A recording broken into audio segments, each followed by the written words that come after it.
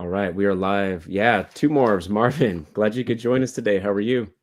I'm doing well. I was sick for like 2 weeks or something like that. Like during the drop of the album, like I did the last like promo stuff and so on and so forth while being tied to the bed, and then the release party as well. But I'm well now. I'm very excited to talk to you about all of it. How are you doing?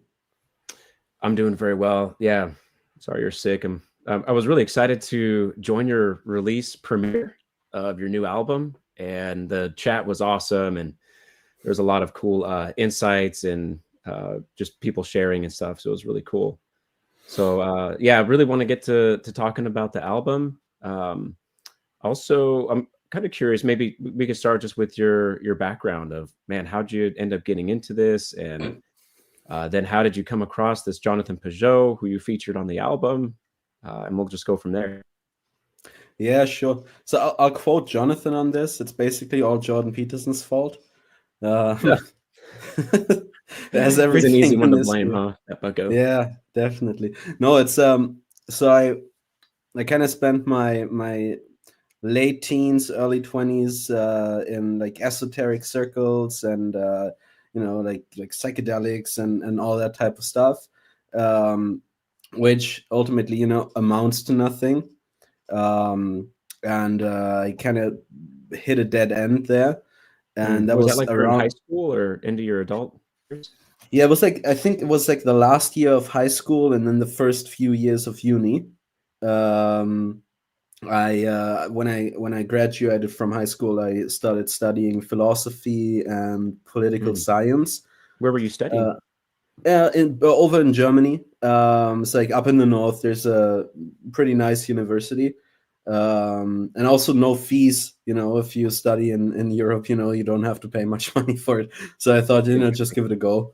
Yeah. Um, so I did that for a while. I kind of got disillusioned by the whole process because I thought philosophy was interesting, Mm. but then I figured that I just dislike most philosophers. I'm not gonna lie.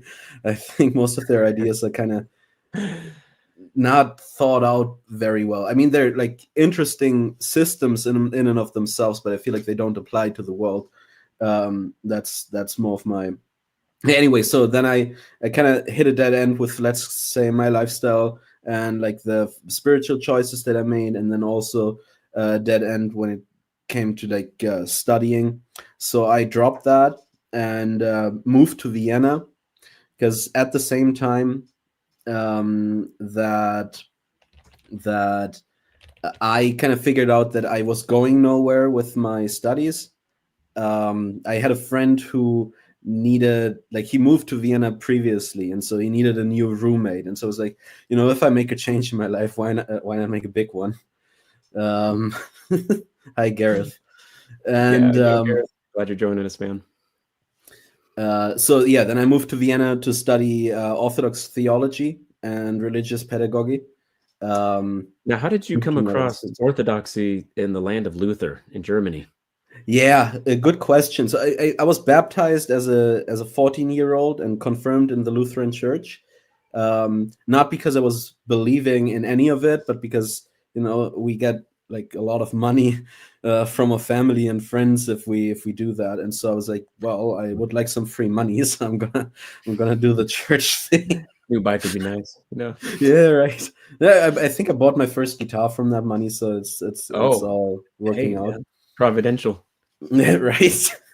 No, but then I hit kind of oh, nice, Caroline. I kind of hit like a dead end when it came to like the spiritual systems that I was involved in. So I was very much in like Eastern philosophy, but not the good kind, more like the you know Mm. the other stuff. And I was kind of putting together my own faith system, as everybody does nowadays.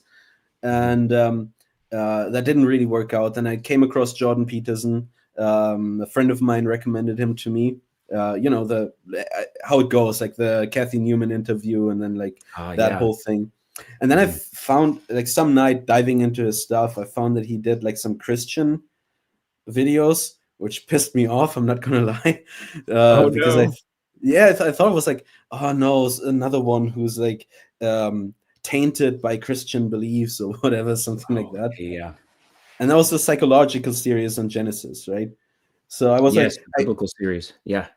I said I respect Peterson enough to at least give it a go.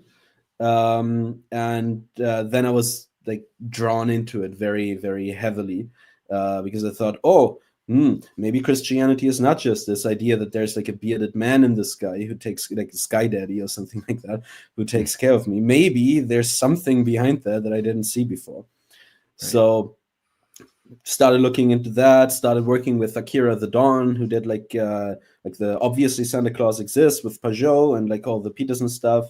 We worked on a few albums together, and I decided to give it a go and try to do something similar because I didn't feel like I could write lyrics. Like I was pretty happy with my music, but I didn't feel like I could write lyrics that said what I wanted to say in an appropriate manner. So yeah, I just started mixing stuff together, and I really got into Pageau at the time because he had like some interesting symbolism stuff, obviously, and then I think Lisa Heisman, yeah, she like from the Symbolic World, she recommended the Pentecost for the Zombie Apocalypse talk to me to like work on, and so I did that for a year or two. And I really, really got drawn into Orthodox Christianity to the point that I was like, I feel like I believe this. And so I had this live stream with Jonathan and Mercury from Sorting Myself Out, Halloween 2020, deep in the pandemic. And I asked Jonathan on the stream, I was like, so I feel like I believe all those things that like Christianity talks about. Does that mean that I'm a Christian? And he was like, well, maybe, but you have to keep moving. And then he set me up with the priest that he was friends with, Father John, from America. I think he's somewhere in the West. I think I'm not entirely sure. And I had like half a year or something like that of like weekly conversations with him, something like catechesis. And I asked him all the stuff that like someone who was into occult stuff and so on would ask. Do you really think that reincarnation can't be real? And don't you think that we're all God? But all that type of stuff. He was very patient with me. And ultimately, I looked up Orthodox churches in my area. I had to drive like an hour and a half to get to one, but whatever. I talked to the priest there, and then like 3 months later, I was it chrismated. And since like 2021, I'm part of the Orthodox Church, and so that's basically like the whole gist of it. Yeah. So how did you then combine music with people like Jordan Peterson and Jonathan Pageau? Yeah. So I briefly mentioned that. So I was very unhappy with the songs that I wrote lyrically. I don't think they were bad in and of themselves. I think that I have a way with words sometimes, but I wasn't able to say the things that I felt needed to be said. It was all like Midwest emo, punk rock, angry love songs, something like that, like that type of stuff. Yeah. And if I try to, like when I try to write something more, like in the lines of like what Peterson talked about with like self-responsibility and all that type of stuff, it always felt preachy and cheap and never like something that I would actually be happy to put out. So when I started working with Akira the Dawn, I thought, well, there are these things I want to say, and there are these people that said them a million times better than I could ever say them. So why not just combine it? So then the speakers became the lyrics in a way. Exactly. Is there a name for this genre? Well, yeah. Well, I call it flow-fi because it started out as like lo-fi edits, but it's like about the flow with the words, So that's what I call it. I know Akira calls his meaning wave, so I don't think there's a unified name for it.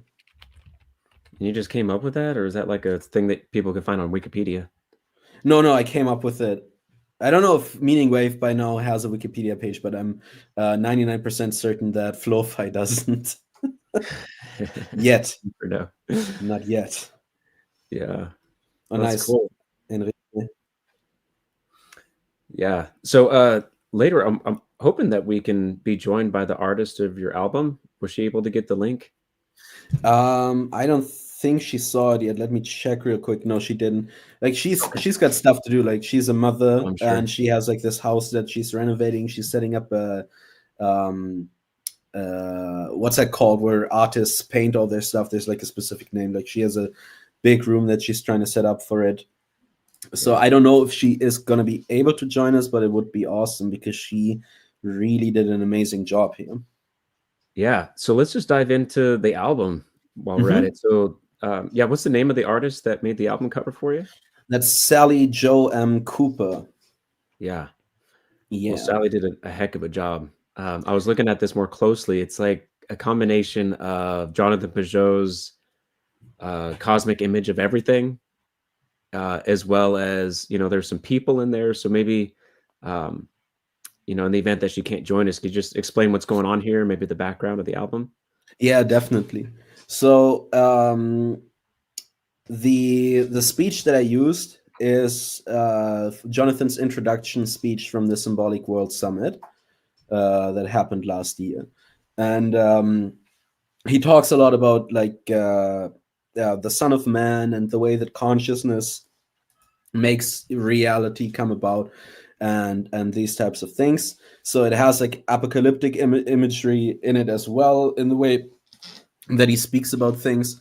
And so I because I can't paint, I can't draw very well. Like I can do stick figures, but that's about it. So what I did was I thought of what could represent this properly. Jonathan did the image of everything, so I did like just a rough drawing thing where I have the mountain, I have Christ somewhere on top, I have the other speakers from the album, from the summit, Hmm. uh, down there. You can see, like, to the right of Jonathan, there's Jordan Peterson, to the left, Richard Rowland and Neil deGrasse, and so on. You can see John Heers right to Peterson, and so on and so forth. And then there's to the right, in the top right, in the lower right corner, there's Sally painting the image that you can see here, Oh, and in the lower left corner, you can see me with that's my you. instruments. It's cool that you guys snuck each other in. Yeah, right. And so I, Almost I just gave her this like very the badly artist drawn within the image. album. It'd be like Tolkien sneaking into his own story.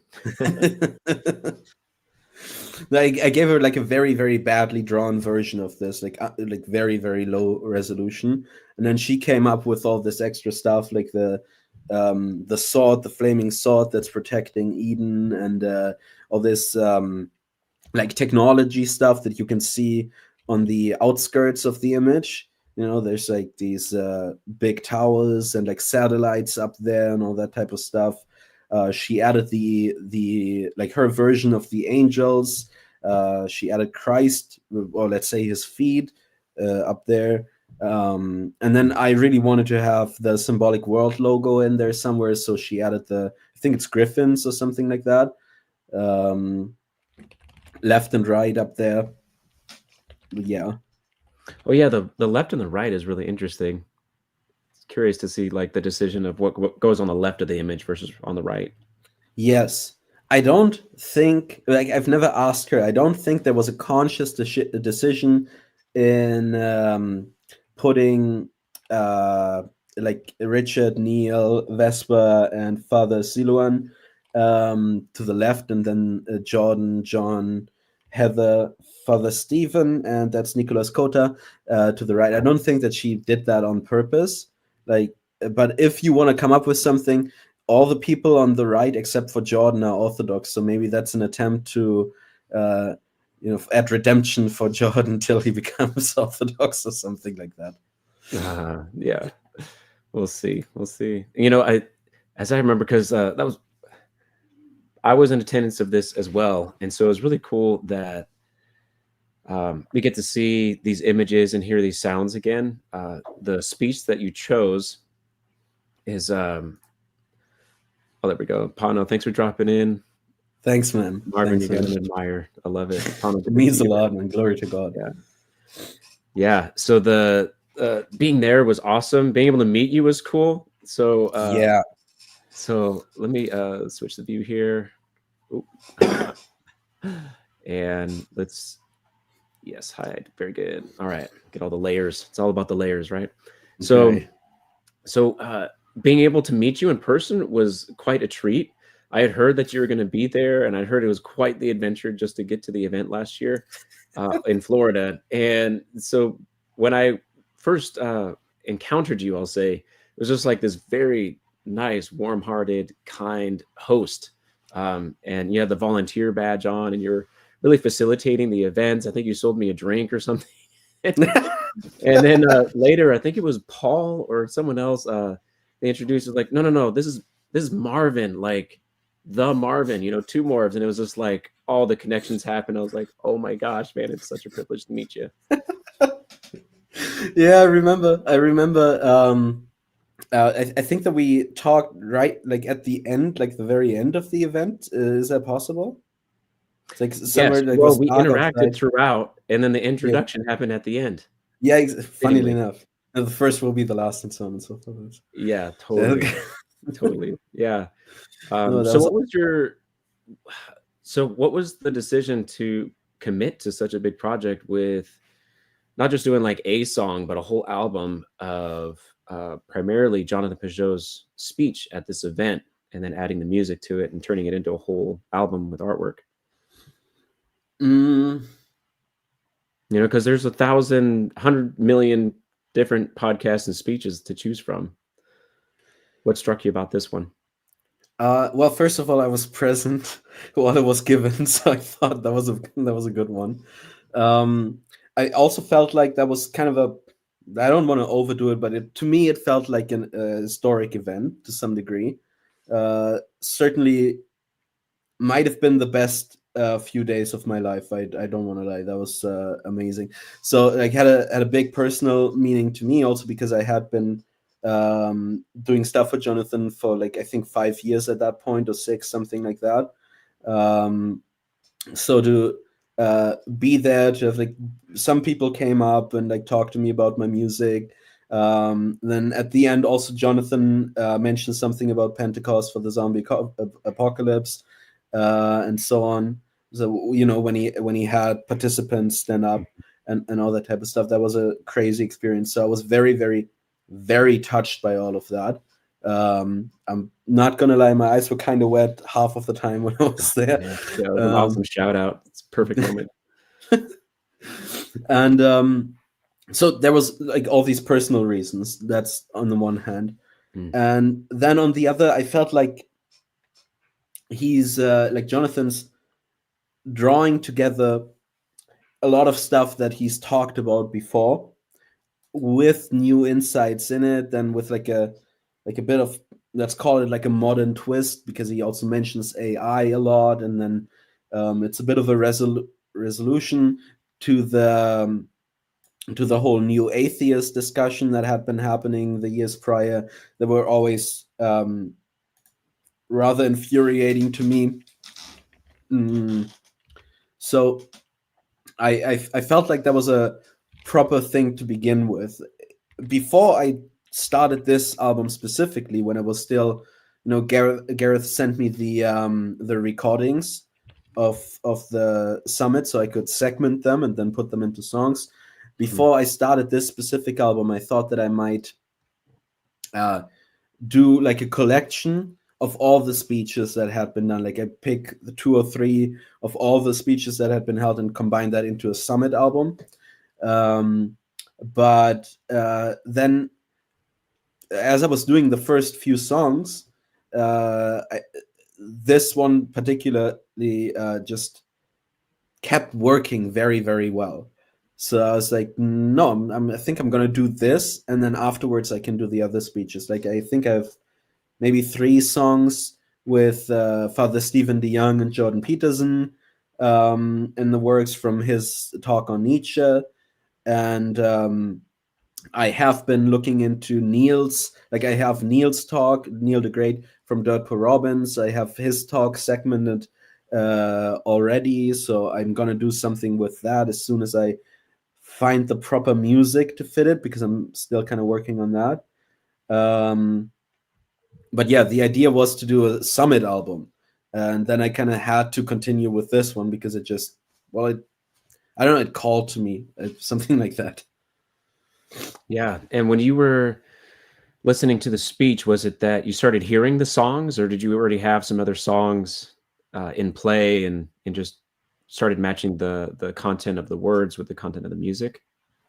I had nothing worked out yet. Oh, So I did. blank, blank canvas. I did when I was listening to the speech the first time when he gave it. There were a few moments where I was like, "That's gonna be one. That's definitely gonna be a song," and they became songs later on. But I wouldn't say that it was for the whole speech. It was just a few moments. I think like in the last song on the album, he like the future is symbolic. He talks about how like we have these demon AIs going on and about now, and so he says something like, "We know that the gods are back, and they're coming back with the fury," or something like that. I was like, "That's one. Like I can hear that already." And Yeah. Low yeah, power chords, right? right. Yeah. Yeah. Yeah, cool. So whenever you started working on this, like what were some of the high points? What were some of the struggles that you were experiencing with making the album? Um. So the high points were definitely when I had the rough beats for some of the songs, and I put the words to it the first time. The first song that I made was the last one on the album, "The Future is Symbolic," and I Ah, was very much blown away by how easy that was to put together. hmm. Um, and there's like song number 14. It's like "Do Things Simply," we have like the first, like the exact first half of the song is like very mild. You have like only piano and then some mild guitars in the background here and there, but it's like all very quiet and very mellow. And then I have a switch in that song where it goes into like very heavy rock guitars. And I had I think the song is like almost 6 minutes, and at the exact center, that's where the song flips, which I didn't do on purpose. That just happened. But then when I put the words to it, Yeah. Jonathan also says in the speech, like about, you think about symbols and then it flips, and I just put the sound bit without doing anything to it. I put it on there and I just listened for like good moments, and him saying it flips was exactly where the song also flipped. Oh I my didn't do that on purpose. It just happened. So that was like the coolest moment in making the album. I'm not gonna lie. oh my gosh. What a moment, man. That's amazing. Right? Yeah. Uh, and the worst stuff is always finishing. So it's like you have like something that's like 70% finished or 50% finished, and then you have to really put in the work, like record stuff over and over, and then do all the mixing, and that doesn't really come natural to me, like mixing and mastering. So I really have to push through and asks the handsome man. Yeah, it's Yeah. awesome. We have Santa Claus in the chat. That's great. Hey man, you dressed for the occasion. I wore my Saturday Mexican sweater of all colors. No, it's perfect. It's a Neil, it's so good Joseph to have you reference. drop in, man. Neil deGray, Dirt Poor Robins. It's awesome, man. Got 2mørvs in the house here. And he was, dude. So Marvin, so when you say it flips, so it's like kind of like the peak of the album, like the very midpoint, and then so it starts with one thing and then leads to the other. Like, what's happening like before the flip and after the flip? So it's not the album flips, not like that, because you have like punk rock stuff first and after, before and after that, but it's this specific song that's like, I think it's like 2 minutes 37 or 27, yeah, 2 minutes 47, something like that, is like the piano stuff that's very quiet. There's no rock elements whatsoever, and then I have a hard switch where like you have the bass coming in and like the heavy drums and heavy guitars. It's like yeah, something like that. Yeah, nice. Yeah. So I'm not sure what happens there exactly. Like thank you, Neil. Yeah, that's the I think the second one, Neil. I think that's a proper one. Marvin. That's perfect. Yeah. You Yeah. got the last word from the source, Marvin.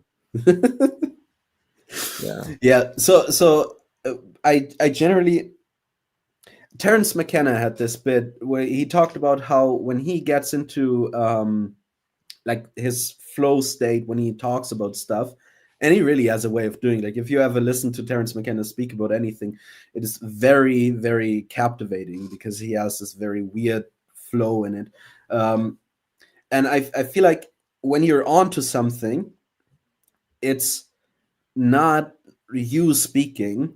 So Christian would maybe say it's the Holy Spirit, or you're tapping. Like I know Terence McKenna said something like you tap into the logos of whatever you're talking about.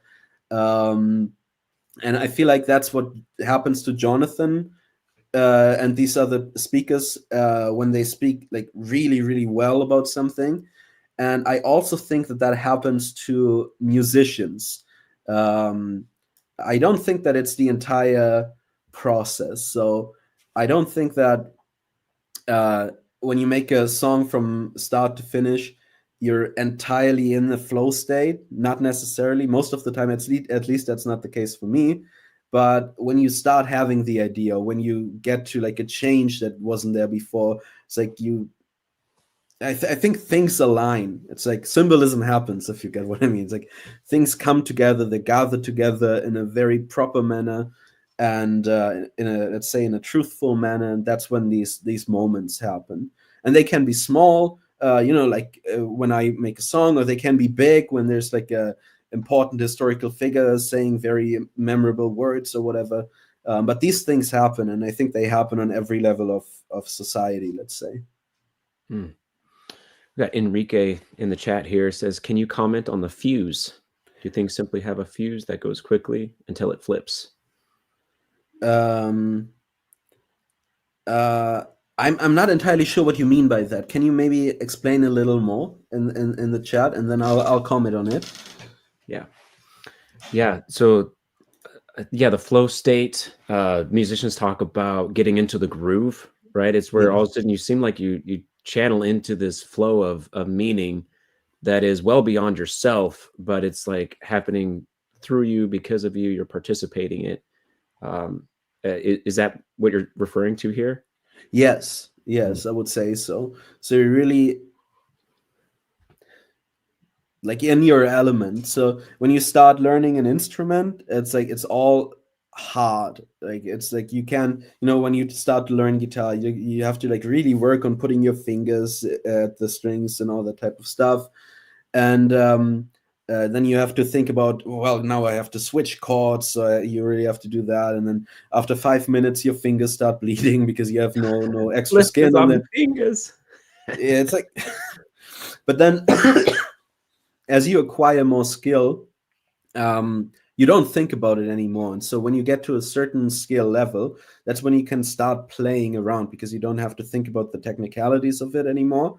And you just, like, to me, it is like you just do stuff, basically. Okay, Uh-huh. Enrique. Now, Enrique, hey, where are you guys tuning in from? If you guys could just drop it in the chat, I'm really curious because I just recognize a few figures that are around the world. It'd be kind of cool to see where people are tuning in from. And Yeah, I I'm would coming love from to see that. California. How about you, Marvin? I'm in I'm in Bratislava right now. All right.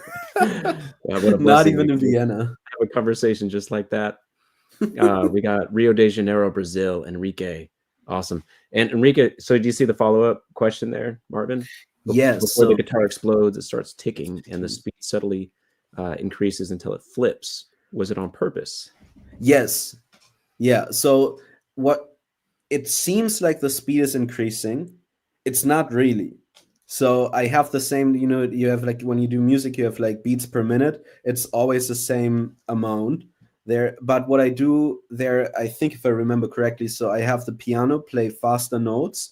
It's not dee do do, it's dee do do dee do do. It's like it's double time basically. And I think that I also have the hi-hats of the drums getting faster, because I knew that we were building up to that flip in the like into the rock sphere. And yeah, that was definitely on purpose when I did the music. Yes. I just love that you put the piano in there. I'm a piano player myself and playing my whole life. Grand piano is my favorite. So I was just like, oh man, as if this Okay. album couldn't get any better. Then next time you're gonna do the piano part, because I can barely play that instrument. Oh Barely. man, did I just volunteer myself? Yeah. Yeah, you got it, man. I'd love to. No, Especially the couple songs that you chose. Very, melodic, had emotional depth moments. It's a good choice, good selection. I'm trying to do that. I was like back when I was making only punk rock music and like the Midwest emo stuff. I would always say if music wants to be good, it has to break your heart, something like that, like musically. Um, and I still stand by that. I think that something has to be like opened in you in order for you to like really let it in, obviously. And so in the few moments where I feel like that works in in my music, I'm very glad about that. Yeah. Yeah, especially with I have a bit of a producing background, so trained how to put an album together, and so sometimes people they just put like really energetic songs in one album, like just 10 energetic songs, just one after another. And what happens is it just creates this like what's supposed to be super, dynamic ends up just flatlining, and it's just like the same, the same, the same, the same, the same. And so I really liked how you had, a few of those energetic songs followed up by the piano, more melodic, had some room to breathe, some time to reflect, and then it picks back up and it, had really good undulation, kind of takes you on a journey. Yeah, I was hoping that that would work. That's also why I have, I think, song number 10, "The End as a Judge." That's the one where there's like the harp only playing, and then you have, I think, like a horn here and maybe some strings there, and like a very low and slow bass in the background. But there's no drums there. There's no guitars going on. It's like all very kind of like a bit psychedelic, a bit mystic, something like that, to balance the one before "Don't Stop" and the one after "One Thing Missing," to balance those out a bit. Yes, yes, yes. Don't stop. Yeah, that one's so funny. I had to laugh when I did that one. I laughed the entire time. It was so funny. Yeah. I like Enrique's question here. This is actually one of the questions I had during your live stream of the album. Are you on the backing vocals? I heard there's some backing vocals in some of the songs. Yes, yeah, that's me, except for one song, because Neil was so nice to help me with one of the songs. There's Gentleman, Neil. True gentleman. yeah, there's like "Go to Church." That's the fourth song, and Jonathan talks about how the summit came together, and then that Neil had this great idea to introduce the online tickets. In order to sell more tickets, more people can participate, but also the Symbolic World Press was in kind of a predicament at the time. With like there was stuff going on, and so that idea with the online tickets actually helped save them from not being able to do anything anymore. And so he mentions that, and then he mentions that Dirt Poor Robins are gonna play at the summit, which they then did, which that was amazing. Um, and I wanted to have like some sample or something like that from Dirt Poor Robins playing after that, because there's like I left a bit of room for that to play. And so I talked to Neil. I gave him an idea for what song we could use, and then he came up with an even better one. And so we have like a sample that he made from like the Firebird bit coming up then. And then at the end of the song, that bleeds into the next one. And so those background vocals are Kate DeGrade, and I think Neil's in there as well. Yeah, me too, Neil. I'm still amazed that you did it. That's awesome. That's awesome. Man, this whole collaboration, this hidden collaboration happening in the background leading up to the event. Yeah, okay, so Neil just said, yeah, it's like in that clip that's both of them singing. So I got both the greats on my record. That's that's awesome. Oh man, you got to collaborate with Dirt Poor Robins, man. That's so cool. Yeah, yeah. Thank God. That was Thank amazing. God. How was it working with Neil? Was he okay? Well, no,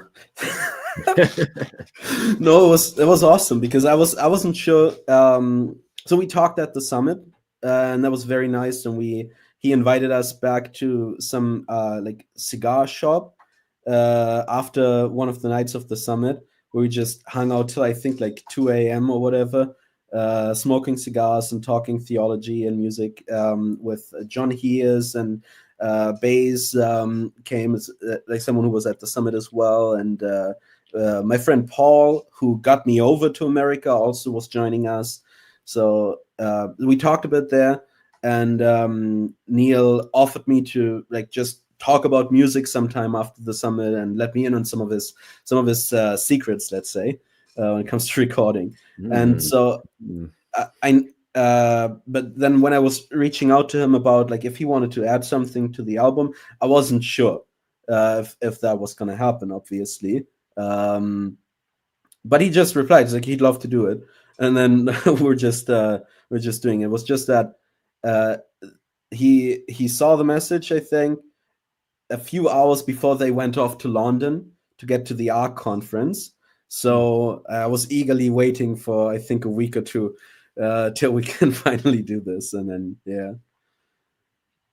yeah, I've got them all now. We talked like yesterday. That was crazy. Yeah.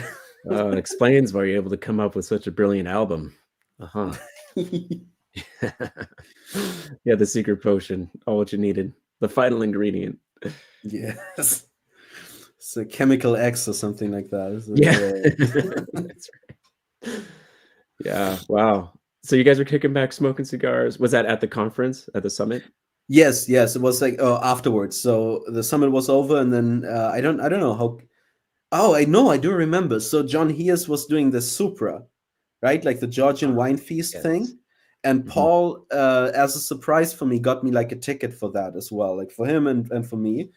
And we were there, and then I think Neil joined a bit later. I'm not, if I remember correctly. And we were just all talking, and then he said, "Well, we're going back to the cigar shop in a bit with Father Siluan and with John, and invited us to join him. So we obviously we did that. How would you say no to that? And yeah, What was your exactly. So experience like at the Supra? For people that don't know what a Supra is, I think it's worth just taking a moment maybe and explaining what it is and what it's like being at one. Definitely. Okay, so John Heers has this. A Supra is a Georgian wine feast. Like it's a specific form of gathering together. Like And from the country of Georgia, right? Not deep South yeah, America, Georgia. not the state, it's the country. Yeah, exactly. And so people come together and they say toast. There's some hierarchy to it that I already kind of forgot. There's a tamada, which is something like the leader of the thing, and then there's someone else as well that I forgot. But once in a while, the tamada stands up and he says a specific toast, and then everyone who like feels that or agrees with it also stands up and says "Gagimajos," and then everyone drinks, and then everyone can stand up at any point. And so you can either say something that you're thankful for example, yeah, right, Gagimajos, or you like you commemorate someone who died or something like that. But everyone who feels it drinks with it, says Gagimachos. And then there's people, I very much enjoyed that there's people who are specifically there making sure that your glass is never empty. So Oh, yeah, that was great. But I that can thought be dangerous, my friend. yeah, and I kind of made a mistake because we came there a bit early, and so I thought we would have to wait. And I was like, well, if we have to wait sometime, I'm just gonna get some gin because I'm a gin fan. And so I got my gin, like a double gin or something like that. And as I finished it, I think, or almost finished it, that's when it all started. So I pre-gamed a wine feast with gin, and then I was intoxicated. Let's call it that. It happened. Yeah. Yeah, it must have had a really good time. Very good time. Yeah, From what you can definitely. remember, right? No. No, I mean, I wasn't like blackout drunk, right? So Yeah, it's yeah. just the right amount, maybe a bit more, something like that. Oh yeah. Did you? Gareth is reminding us that Daniel wrote an awesome article on the Symbolic World website that breaks down the whole event, the dynamics, the symbolism, the deeper things happening there. Maybe So, we can link that later on, like in the description or something like that. yeah, it's funny. Gareth, shout out to Gareth. He was the one that was modding that kind of crazy, wild giveaway live stream we did last week with our special guest whose initials are JP. That might be Jonathan Pageau. It might be Pajan. You never know. And yeah, so Gareth held it down there. And he's attending here, but I'm going to ask him, man, if you could just drop a link to that article in the chat. That'd be awesome, Gareth. Or in the comment later for the recording. Yeah, so I did not end up doing that Supra. I don't regret it because just the way that, the spirit leads from one direction to the other, I ended up being exactly where I needed to, talking with the people I needed to talk with. But there isn't, that's not to say that there isn't a part of me that's like, dang, man, I wish I was there. Oh yeah, I mean, we have to. So I think that the bullying worked because Jonathan Pageau, I think, announced. It could be him. Yeah. Announced that they're working, at least on the live stream, announced that they're working on the next summit. Yes.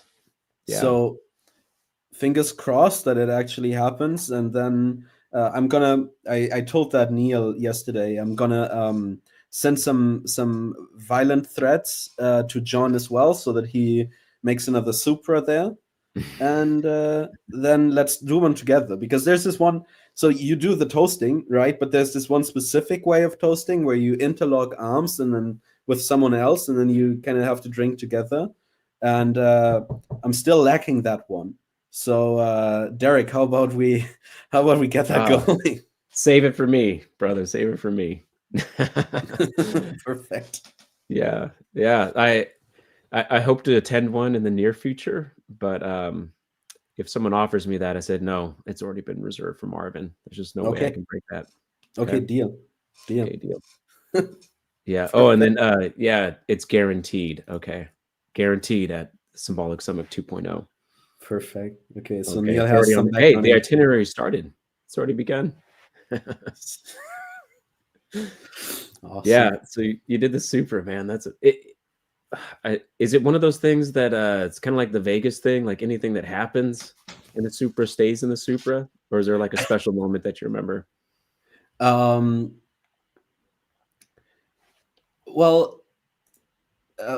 yeah, there's a special. It's not a. I mean, so I got to really talk deeply about music with Neil, for example. That was amazing. I got to really bond with Paul, who, again, I want to shout that out, who got me to America in the first place. I wouldn't have had the money at all, so that was amazing. But like specifically for the Supra, the one thing that stood out to me is it's not a fun one. It's like we had a suicide in the family sometime before that whole thing happened. So I toasted to that, and then people were engaging in that as well, and that was kind of nice because, especially as an Orthodox, like, suicide is kind of a problem thing, right? You can't really repent from it. So having people pray for this, my grandmother, that was a good moment. It's not a fun thing, like, I don't want to be a downer here, but that was a very special moment, definitely. Yeah. On that note, Neil is letting us know about the Vegas thing. I think, Neil, maybe you remember it. I think Father Stephen told it. Oh yeah, Father Stephen told a story about how he was, I think, almost arrested by the CIA, at the Supra, and I can't get it together anymore. But he said something like that. Top secret stories. Yeah. Oh, Neil's pirate song. Okay, so it got real. It got real. Yeah, it was crazy. Okay. Good. Okay, so Neil remembers as well. I'm not making this up. That's good. Okay, good. It wasn't just the gin or the wine. Yeah. So much. Also, it was, by the way, the food was amazing as well. We had like very, very nicely cooked steak there and so on and so on. It was very, very crazy. Yeah. I don't know, man. We have to. This is kind of popping off all different sorts of stories that need to be told, or maybe not. Yeah. Nice. I wish someone made some recordings there. Maybe that's going to be the next Dirt Poor Robin's release. So the pirate song that we yeah, the secret release. Be like, I remember growing up listening to the Red Hot Chili Peppers, and they always had the B-sides, right? So there was like they had their albums, but then they basically released a whole other secret album through a series of B-sides on the singles that they released. Do you recall that? You know what I'm talking about? Yes. Yeah, I just wonder if Dirt Poor Robin's ever did something like that, maybe the pirate song would make it on there. That's a good question. Yeah, I mean, Neil, you know what to do now, right? So get to work. Yeah, I wonder, man, that's an interesting question. What is the equivalent of B-sides nowadays? Because in the era of streaming, right? We got YouTube Music, we have got Spotify, all these other streaming platforms. Like, how do people pull out B-sides? Do they just post it in their, member platforms like Discord? Like, where have you seen that? I would say so. I know that Bandcamp has this thing where you can release stuff only for the subscribers.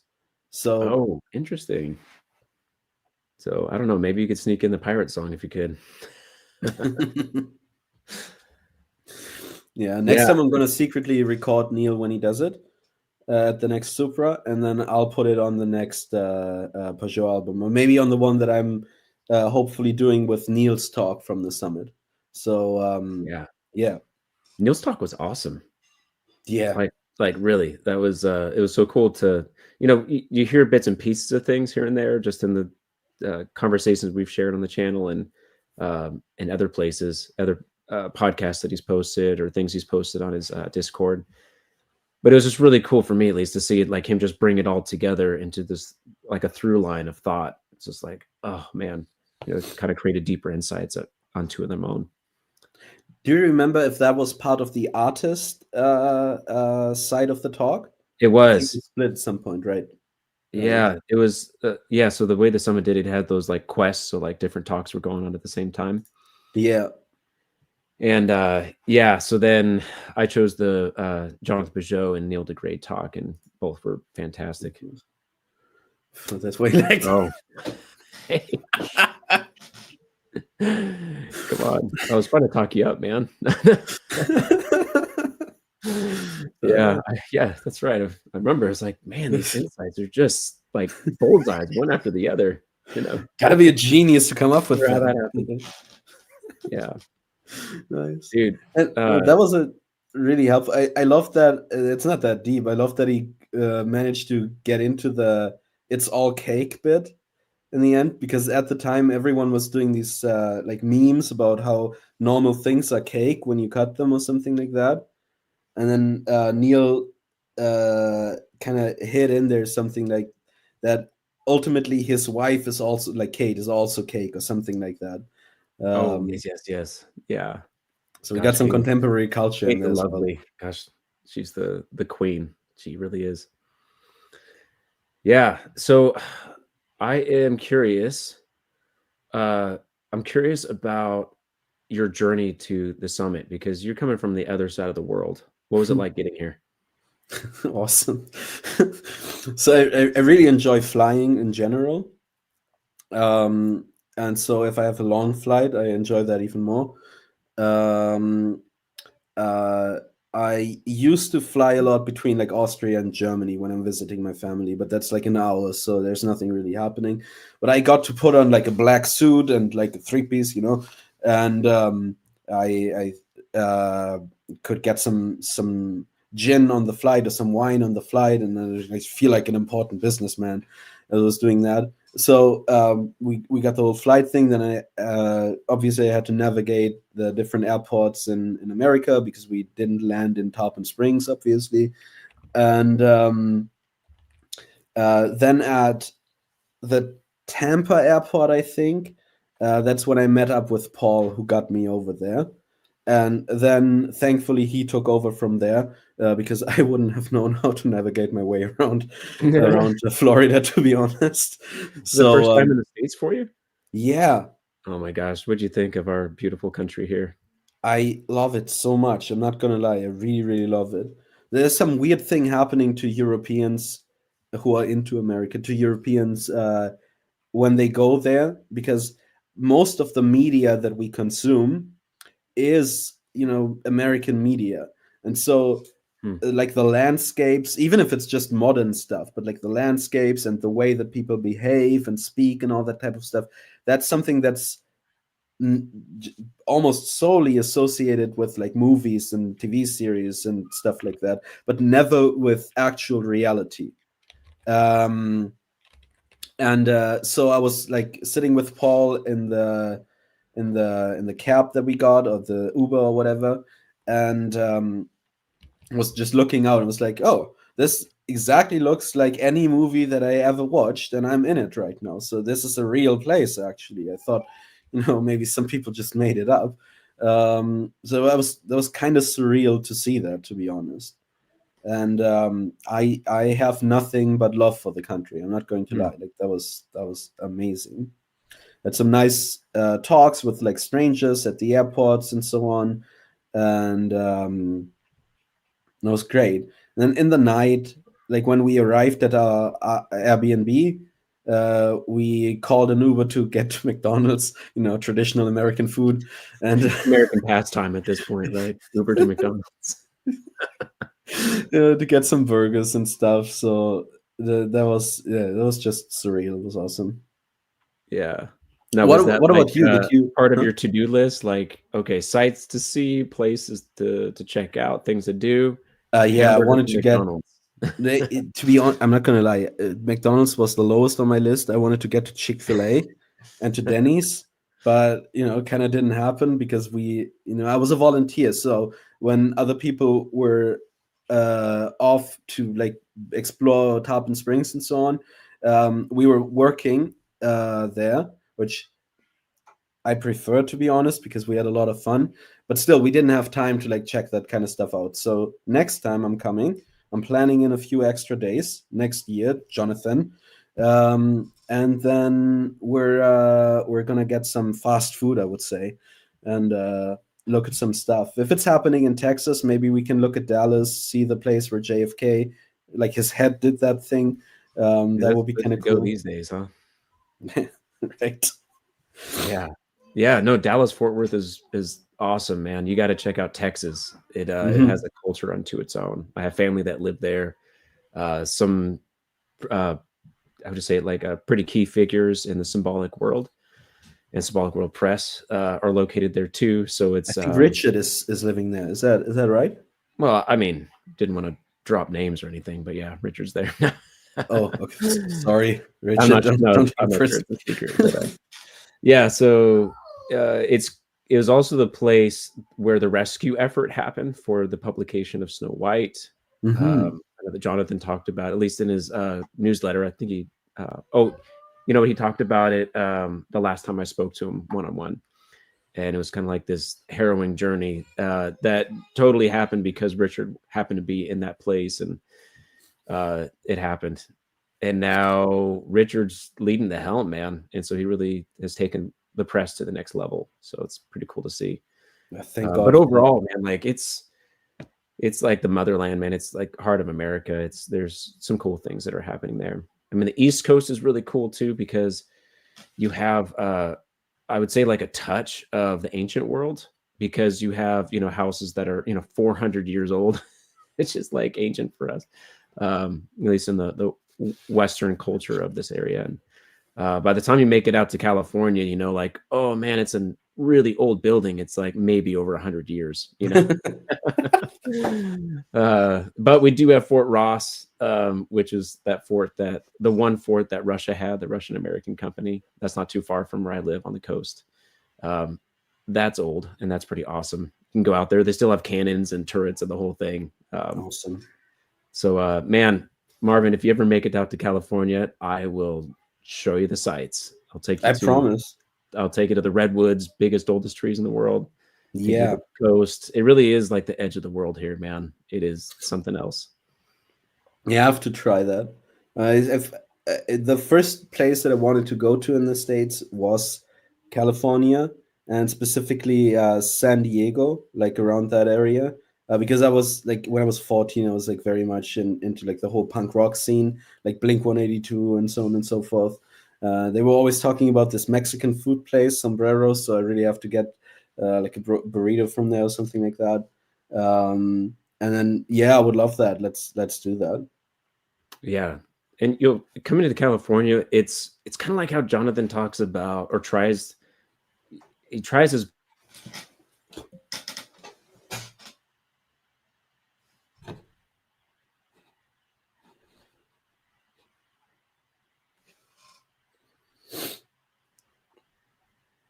testing, we're right. Yeah. Can you Okay. Was I gone or were you gone?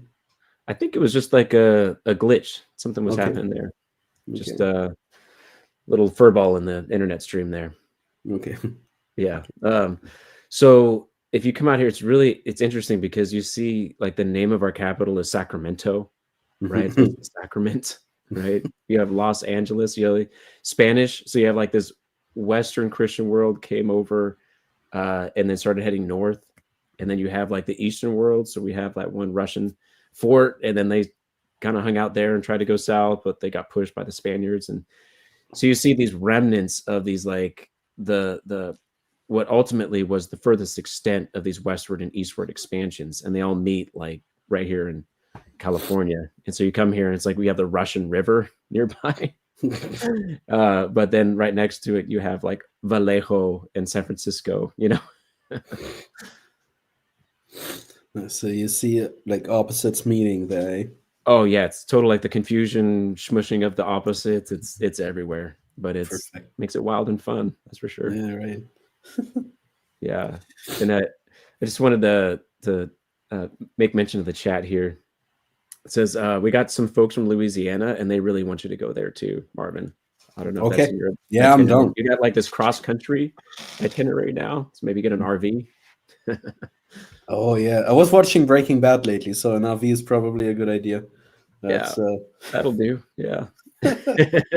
No, I love that. Quite that adventurous is Breaking Bad, but I hope not.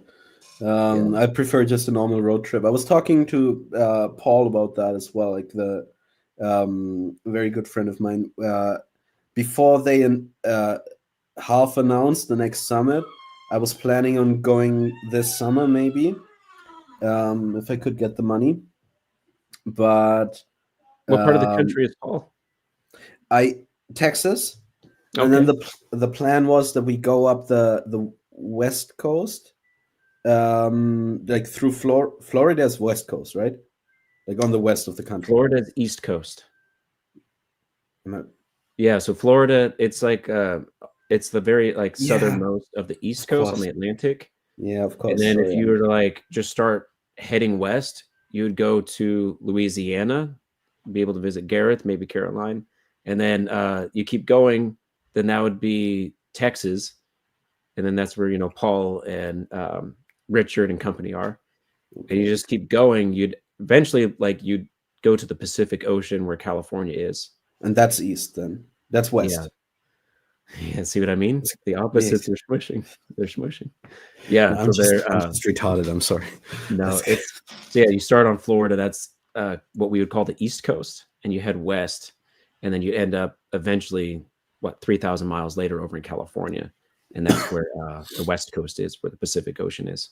Okay. Well, so the plan was to go up from Florida to Canada. Because I have a friend over there to look, and then maybe also annoy Jonathan a bit, if we manage to. But I think I'm gonna have to plan in some more time, and then maybe we'll start around California, and then like just do a whole thing like over a week or something like that. It should be enough time, right? Oh my 2 God, weeks? dude. A week. Yeah, it takes, man, if you're driving coast to coast, about 3 days driving without many breaks. It's a lot Okay. of miles, man. Yeah, but worth it, I guess. I just Yeah.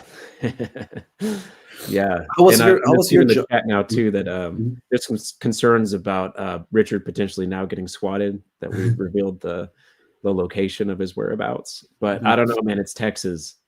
I think he's good. I think he'll be fine. I think if the SWAT teams came in, he'll be taken care of. Yeah, he'll be good. Okay, nobody in the chat tell him that I did that. Yeah. That'll be our secret. I don't know. He might thank you. That's their form of excitement down there in Texas. Good shootout. What about your journey to the summit, though?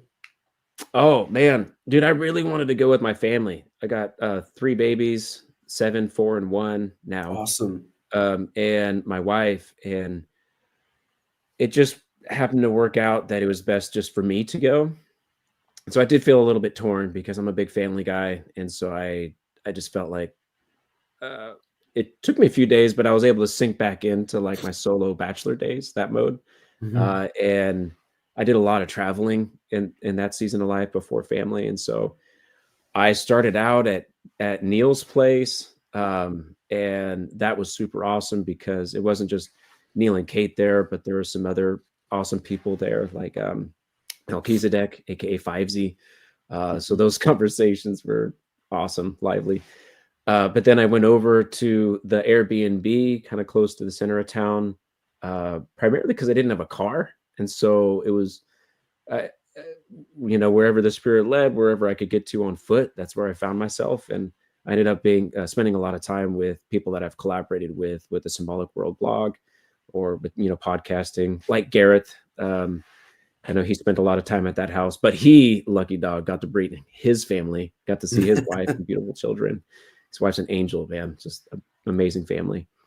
And so I got to hang out with, Cormac Jones, which, talking about inversions, yeah, his Cormac is the alias that we know him by, and his in-person live name is something of another kind, but that will remain a secret. You have to meet him in person. I was going to ask you, are we going to dox another person? Yeah, I know, man. We're really riding the line of that secrets. I'll tell you what.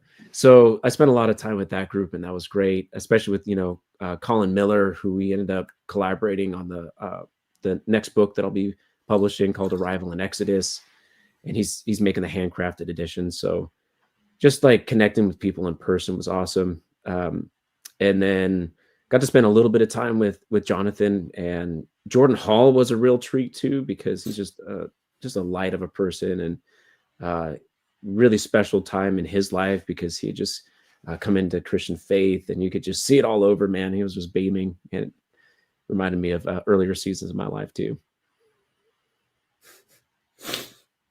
That sounds great. Yeah, I think the whole thing worked better than anticipated. Like that. I'm just seeing now. I think the whole thing worked better than anticipated. So we got the whole. I mean, I'm not sure. I'm testing that. I know. All right, good behavior here.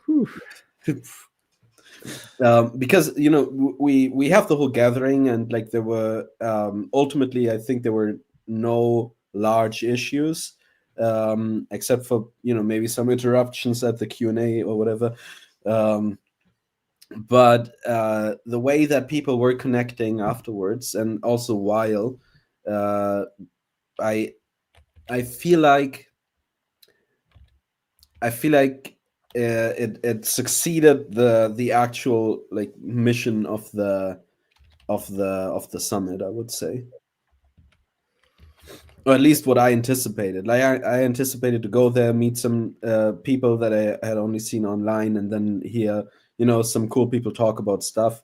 Maybe play a joke on Jordan Peterson. Kind of didn't manage to do that, but next time I'm gonna. And there, but the amount of people that I got to connect with and then also stay in contact with at that thing is ridiculous.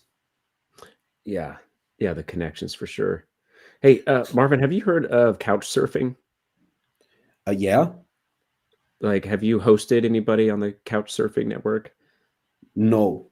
No. So it's an actual like website. I don't know. I haven't used it in a few years, but it's a website where you can go platform for Mhm. hosts and guests. So people traveling and people that want to host the travelers. Yeah. And I'm just thinking, man, if you come to the States, you might have your built-in Symbolic World, Turpor Robbins, networks of people that are willing to host you. I don't know. Maybe people could drop that in the chat if they're willing to host Marvin if you got an extra couch. Yeah, please. That would be. I would much prefer that over an Airbnb, to be honest.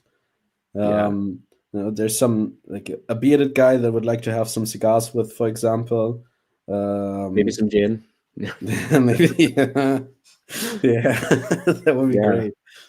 I know there's a few friends in Denver. I'll just speak for them that would love to host you and would really push to have a Supra there as well. Hmm. Yeah, Now, are you I'm in. familiar If with Colorado with the states? Do you know where that is? I know that's where South Park takes place, but that's as far as I go with that. Yeah, it's dead center of the nation. It's where the Colorado Rockies are, Hmm. um, and it's where most of the international flights get centered. It's kind of like this hub in the middle of the country. Yeah. Okay. So hey, there you go, man. Yeah, Neil's Neil's luring got me you. in. That's He's got perfect. you.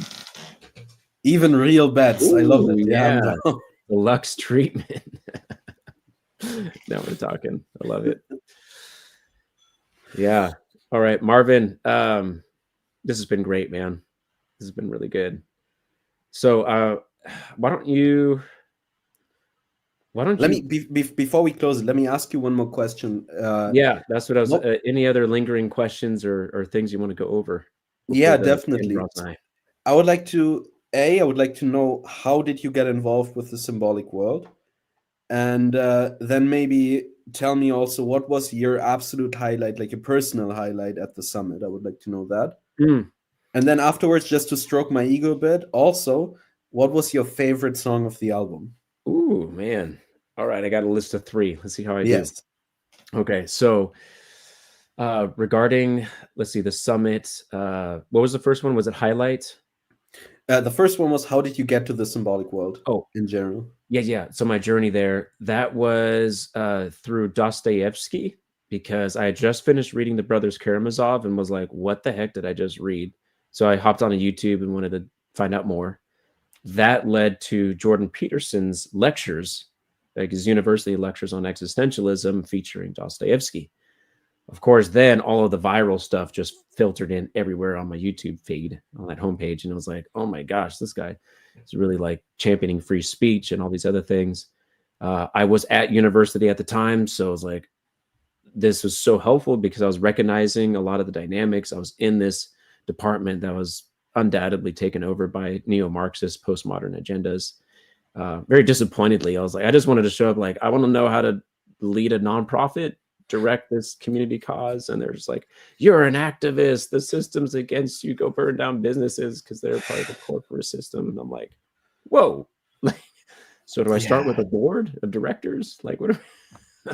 Anyway, so that inevitably led to Jonathan Pageau, and that led to the Symbolic World. And I started being active in the Facebook group at the time, just kind of posting insights or comments, then that led to writing articles on the Symbolic World website and connecting with all of the writers in that community too. And yeah, so then a highlight from the summit is probably just crashing with Neil, man. That was pretty Mhm. awesome. Although, okay, there was a special moment that still stands out to me. I'm still trying to unpack it or maybe put it into practice, and not all things need to get figured out, right? Just got to execute it. So when Martin Shaw got up there and started sharing stories and then encouraged us, or really just told us, he's like, have times where you get together and you just tell stories. You just tell stories. And the night before, it was crazy because it was like Jonathan Pageau It was Jordan Hall. It was like we had the AI conversation to end all AI conversations, but it's very analytical, right? And then the next night, which was time back to the Supra when we didn't go to the Supra. Instead, we had this awesome circle of probably about 8 people. And we just sat down with one rule. It's like, we're just going to tell stories or, ask questions or vibe off each other's stories. And one person started and then another and then another. And then I told a story and it was something special, man. It was like we hopped over to the other side of the room or kind of entered into another realm. And I was like, oh, this is this magical place that Martin Shaw is talking about. It was like my first real taste of what Martin Shaw is trying to really encourage the world to enter into. Mm-hmm. Okay, so question number 3. My favorite song of the album. Is that what you asked? Yes. Yeah. Okay. Let me look up the list. I would say the one, oh man, you're gonna make me choose one. Yes. I don't know. The one No, was you can really choose good 3 too. if you want to. The Like last I'll one's be really happy. good. There was a few in the middle. I'm gonna open up the list really quick. I want to make sure I get the right one. Yeah, while you look that up, I will tell my favorite story again because Neil posted it in the comments. That's the year is 2030. Bakery art is so realistic, literally anything could be cake. The uncertainty has gripped the world in fear. I go to hug my wife for comfort. She too is cake. Yeah, that was his talk, man. That's the one. I love it. Okay, so the ones in the middle, I really like Everyday Apocalypse. Oh man, and I really like I like One Thing Missing too. That one's really good. But man, if I'm feeling good, I like Don't Stop. Just for the music and the energy. That one's awesome. That's a happy one. Yeah, but it's hard to pass up the piano songs. I don't know, man. That's a just horrible say you love answer. all of it so I like much. a lot of I'll them. be I'll I hope that does for now. Maybe ask me like in a year or something when I've really acquainted the album. I'll ask you every week.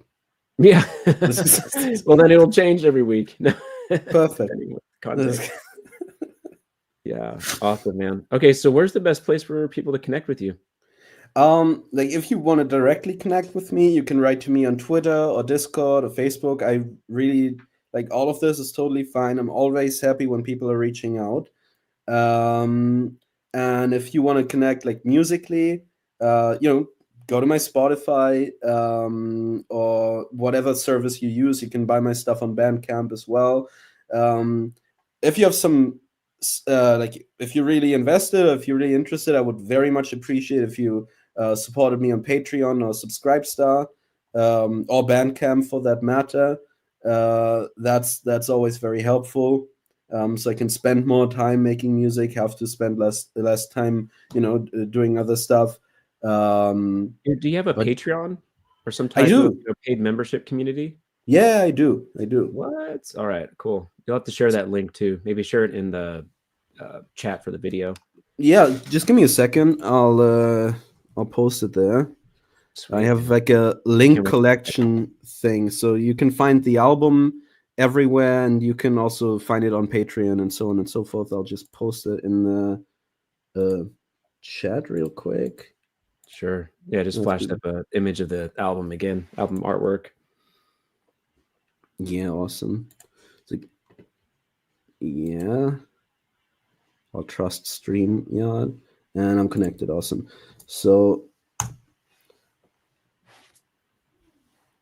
okay, so I couldn't post it, but I'll send it to you in private chat. Maybe you can post it. Maybe that's possible. Yeah. Let's do that. Awesome. Is it the fan link one? Yeah, exactly. So you can find the album on any streaming service. I got most of them in there, and that's where my Patreon is as well. So I definitely appreciate any of that. But also, if you just stream it, if you just watch it on YouTube, I love it when you interact with it. I love the feedback that I got so far from people. Like I know that Enrique is writing like a very detailed review right now, like of each song and so on. I read some of it. I was absolutely speechless. So I'm gonna share that as well when it's done. Yeah. Awesome. Yeah, I can't wait to see that from Enrique. It's cool to interact with him in the chat during your initial release, your stream. Yeah, I agree. Cool. All right, folks. Man, Marvin, aka 2mørvs, great talk. Thank you for everybody that could tune in live. Also, man, if you're re-listening to this in the future, my past self thanks you for tuning in. Feel free to drop a comment, go show 2mørvs some love. All right, man. Until next time. Yeah, thanks for having me on, Derek. Yeah, you're most welcome.